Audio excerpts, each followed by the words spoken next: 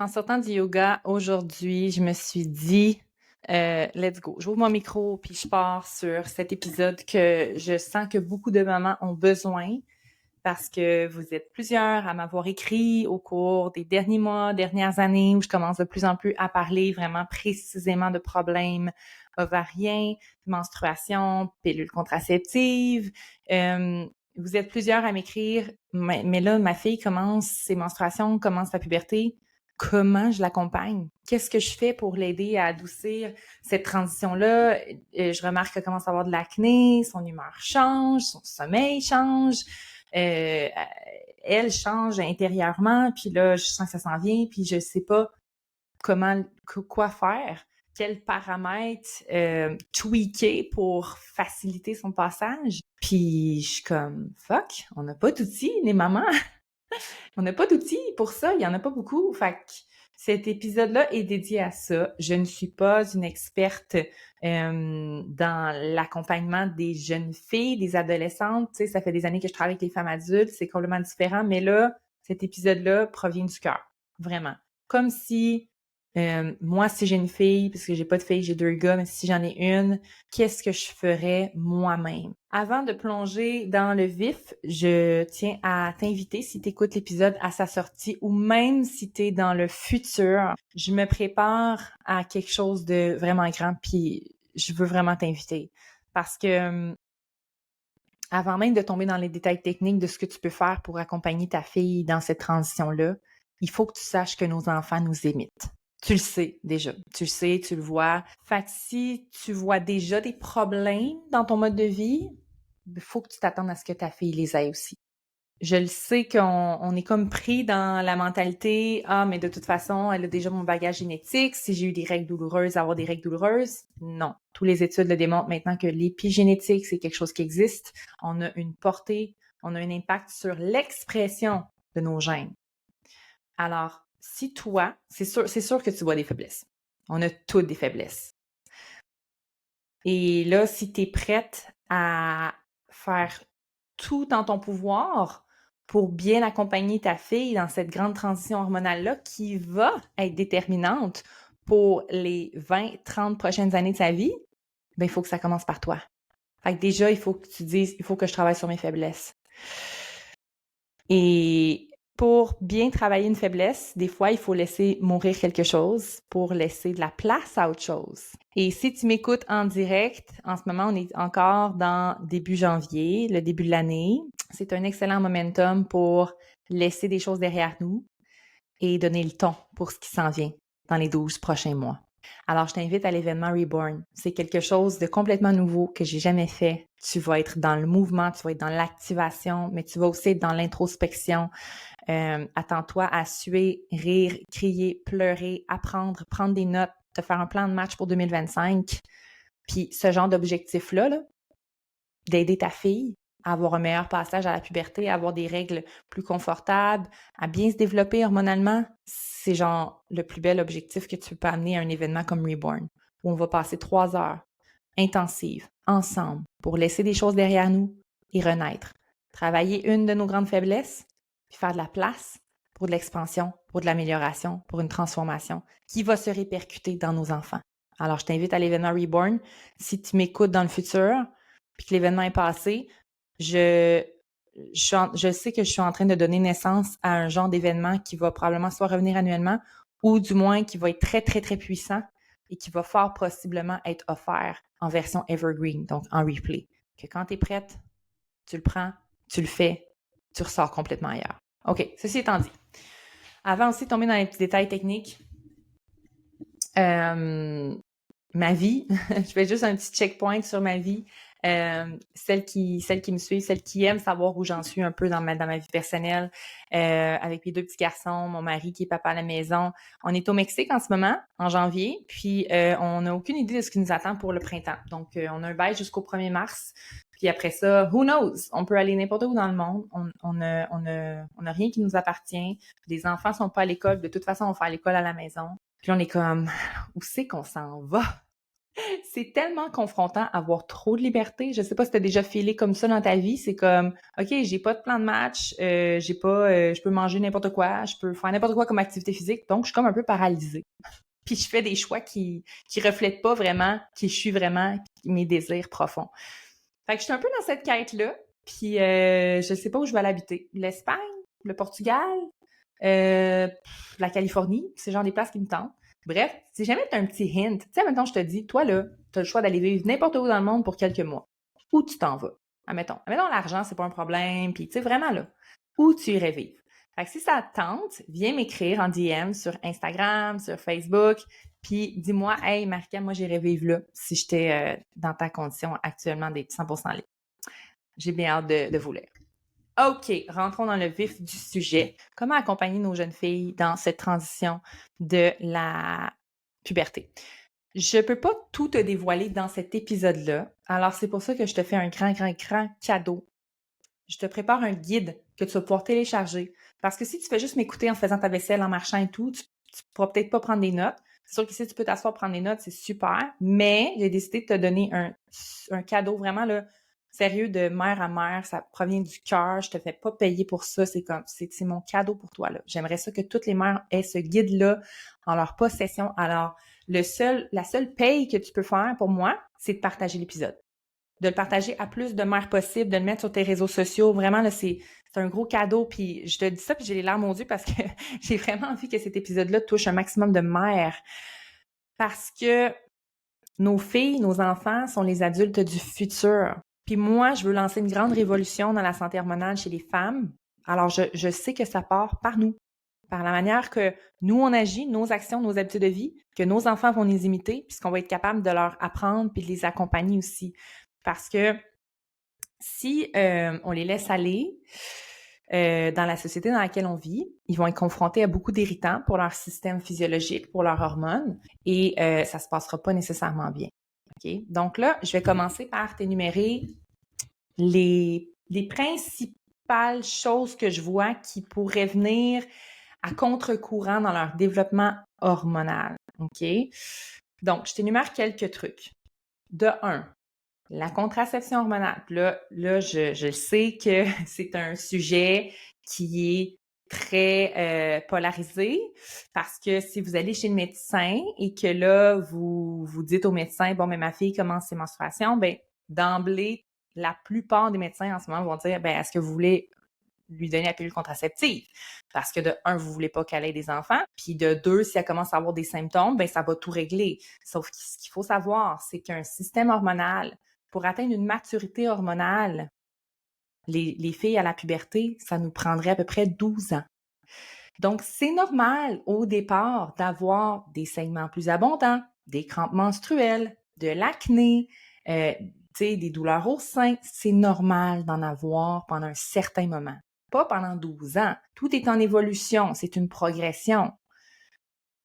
Mais peut-être la première année, il faut s'attendre à ça. Mais il y a des remèdes naturels que je vais vous donner dans le guide que vous allez pouvoir donner à votre fille pour adoucir ça, puis lui dire comme « accroche-toi ma belle, il y a plein de belles choses qui s'en viennent, c'est juste que là, ton corps est en grand changement parce que tu es en train de devenir super puissante, puis une femme entière. » Il y a ce message-là à porter aussi à nos femmes. Ce qui arrive avec la contraception hormonale, surtout la pilule, c'est que vous supprimez l'ovulation.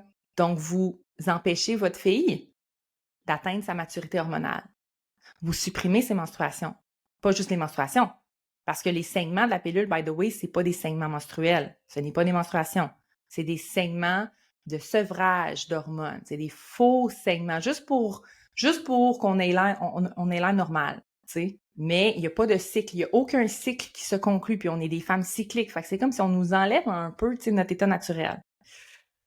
Fait que c'est sûr que ça, c'est un perturbateur de développement hormonal. Si on veut que nos femmes aient un développement hormonal naturel, ben la pilule vient faire l'opposé. OK? Deuxièmement, la consommation de sucre va venir modifier, par exemple, le microbiote intestinal. Le microbiote intestinal va venir contaminer négativement la flore vaginale, qui peut venir faire des adhérences, de l'inflammation, déclencher des crises de symptômes, amplifier les symptômes. Donc, le sucre. Et by the way, le sucre, c'est pas nécessairement comme, par exemple, c'est la même chose pour les caries.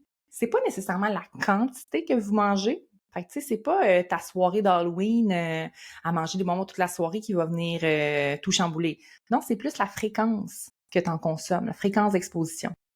Fait que si t'en manges un petit peu dans ton yogourt, un petit peu dans le pain que t'achètes, il y en a un peu dans la soupe en canne que tu manges, il y en a un peu dans ta sauce tomate que t'achètes commerciale, il y en a un peu partout, c'est ça le problème. Est-ce que tu peux être capable de mieux lire les ingrédients de tous les aliments que t'achètes pour ta fille, puis d'aller vers des options sans sucre ajouté? Puis là, je te dis pas, dans une sauce tomate, il y a tant de grammes de sucre, parce que là, il y a du sucre dans les tomates. Fais attention, je te parle dans la liste des ingrédients. Est-ce qu'il y a du sucre de canne, du miel, du sirop d'érable? Je suis pas en train de dire que le miel, le sirop d'érable, c'est le démon. Je suis juste en train de dire, quand il y en a un peu partout, du sucre, c'est du sucre. La purée de date, c'est du sucre. Du sucre, c'est du sucre.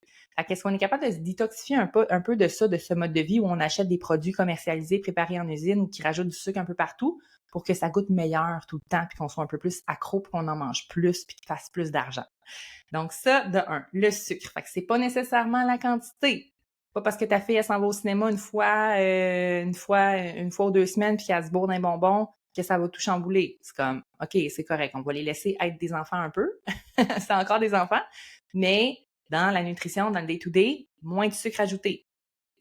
Troisièmement, les stimulants, comme la caféine. Probablement que ton enfant à 10 ans ne boit pas de café, en tout cas, j'espère. Mais il faut considérer aussi le chocolat et le Coca-Cola. Si jamais, tu sais, les enfants commencent à aimer certaines boissons énergisantes en jeune âge, il faut faire très attention à ça pour le cycle hormonal. Ensuite, le manque de sommeil. Puis là, c'est normal que les ados soient plus des oiseaux de nuit. C'est normal, il y a comme une modulation normale dans le cycle circadien, puis c'est un moment de notre vie où on a tendance à se coucher plus tard. Fait que c'est pas des choses qu'on a nécessairement le contrôle, I get it, mais tu sais, comme si un manque de, tu sais, le sommeil, ça peut être aussi le repos général dans la journée. Fait que tu sais, si mettons, si moi j'avais une fille qui faisait beaucoup de sport, puis que là, la fin de semaine, je suis tout le temps sur le go, on va aller voir la famille, on va faire ça, mais que dans le fond, la fin de semaine, elle a vraiment besoin de se reposer. Ben là, pendant la puberté, je miserais vraiment sur des horaires un peu plus relax dès que je le peux. Faire des journées qui respirent, tu sais. Fait que, ouais, le sommeil, le repos, relaxer. Parce que mon autre point, c'est le stress et l'anxiété. Ça, c'est pas mal des pires perturbateurs au niveau des hormones puis du cycle hormonal. Donc, tu sais, qu'est-ce qui peut aider notre fille à avoir... Tu sais, des fois, ça peut juste de proposer d'avoir quelqu'un à qui parler. Tu sais, si on sent que notre fille... Si moi, je sentirais que ma fille vivrait vraiment des choses, puis je le sais qu'elle s'entend bien avec ma sœur ou elle s'entend bien avec une de mes amies, quelqu'un de confiance, puis elle a de la misère à me parler en ce moment parce que je sais pas, tu sais, j'ai le feeling que des fois, il y a comme un peu ce passage-là chez les ados, là, où ils veulent plus rien savoir de leurs parents pendant un moment, là. Fait que c'est comme, est-ce qu'il y a quelqu'un à qui elle peut parler? Tu sais, l'encourager à communiquer, puis voir qu'est-ce qui est source de stress et d'anxiété dans sa vie, puis aller chercher des ressources. Parce que là, ça, c'est un peu moins mon champ d'expertise, la gestion du stress, l'anxiété. Mais voir, est-ce qu'elle a besoin d'être accompagnée? Est-ce que c'est ça qui semble vraiment là, comme rendre sa vie difficile? Puis si oui, ben c'est parce que ça va rendre ses menstruations, son cycle ovarien, son développement hormonal difficile. Après ça, l'inflammation. L'inflammation, c'est mon dernier point. Souvent causée par le sucre, mais aussi les produits laitiers et le gluten. Pas toujours, mais très souvent. Alors, le meilleur moyen de savoir si c'est inflammatoire, si ma fille, mettons, le meilleur moyen de savoir si ma fille, elle aurait une hypersensibilité aux produits laitiers ou au gluten, c'est que je l'enlèverais pendant un bon 14 ou même un cycle au complet si elle a commencé son cycle. Et je verrais, est-ce qu'il y a moins de symptômes? Est-ce qu'il y a moins de crampes menstruelles? Est-ce que le sommeil est mieux? Puis si oui, ben c'est peut-être signe qu'il faut les mettre de côté. Du moins pendant cette grande transition-là pour aider, tu sais. Après ça, c'est souvent la caséine A1 qui est problématique, je le répète souvent, donc les produits de lait de vache. Est-ce qu'on pourrait introduire des fromages de brebis, de chèvre? Et maintenant, il y a toutes sortes d'options, là, d'alternatives de pain, de pâtes sans gluten. C'est un no-brainer, là. Alors, aussi, ce qui pourrait adoucir, si déjà les symptômes sont bien installés, par exemple, s'il y a vraiment des grosses crampes menstruelles, j'en ai parlé dans l'épisode juste d'avant, qui était une analyse en direct avec Mélanie, qui avait des douleurs menstruelles. Mélanie qui est dans la 2e puberté, donc dans la préménopause. Et là, maintenant, on parle d'une fille, de notre jeune fille qui serait dans la première puberté. Ça serait de lui donner du magnésium. Et sur ma boutique rebelle.ca, j'ai la marque Suku, S-U-K-U, qui font de très beaux gélifiés de magnésium glycinate. Donc, ça serait d'en prendre un par jour. Puis quand il y a des crampes menstruelles qui commencent, ben donner une autre gummies. Puis je suis sûre que votre fille, elle sera pas trop réfractaire à manger des jujubes. Qui sont clean. Allez pas acheter n'importe quel jujube gélifié, vitaminé, s'il vous plaît. La plupart ont vraiment des ingrédients merdiques dedans, mais pas la marque Suku, que je trouve quand même bien. Et même si vous voulez aller plus loin, vous êtes comme, moi, je veux donner le tout pour ma jeune fille. J'ai une trousse, si je me trompe pas, sur boutiquerebelle.ca, quand vous allez dans l'onglet trousse, vous allez voir une trousse pour adolescentes. Il y a une multivitamine, je pense qu'il y a du magnésium, en tout cas, il y a une couple de trucs que j'ai mis. Et sinon, allez tout de suite télécharger le guide pour voir qu'est-ce que vous pouvez faire de plus, qu'est-ce que je vous suggère, qu'est-ce que je ferais pour avoir vraiment, tu sais, comme le tout sur papier. Je vais essayer de faire le guide le plus complet possible pour vous aider. Et, ben, quoi d'autre que je pourrais vous dire? Tu sais, je le sais que tu es une mère, tu vas faire de ton mieux pour accompagner ta fille. Je sais que si tu es là, c'est que tu as toute la volonté. Et je sais que peut-être toi, tu as senti que tu as manqué d'accompagnement dans ce passage-là. Moi, ça fait partie de mes projets de vie de vouloir faire des conférences dans les écoles pour les jeunes filles. Donc, ça, c'est sur ma liste de projets. Puis, let's go, maman. On fait ce qu'on peut pour nos enfants. Puis, bravo d'être là, bravo d'écouter, bravo de prendre ce temps. Et viens me donner ton feedback si tu veux sur l'épisode en privé sur Instagram, Facebook. Viens rejoindre le groupe Rebelle Communauté aussi si tu veux nous partager peut-être ce qu'on aime voir sur Rebelle Communauté, c'est quand tu essaies des choses avec ta fille, tu vois des résultats, tu viens les communiquer. Puis là, il y a d'autres femmes qui voient ça. On est comme plus de 3000 femmes dans le groupe. Donc, des fois, c'est toi-même, tu vas te mettre à inspirer une autre maman, puis tu vas avoir une grande répercussion sur une autre femme. Fait que la communauté rebelle, c'est ça, c'est à quel point on peut se réunir entre femmes puis avoir une répercussion énorme qui fait comme une espèce de toile qui fait qu'ensemble, on va faire la grande révolution pour la santé hormonale des femmes. Merci de m'avoir écouté tout le monde. On se revoit à un prochain épisode.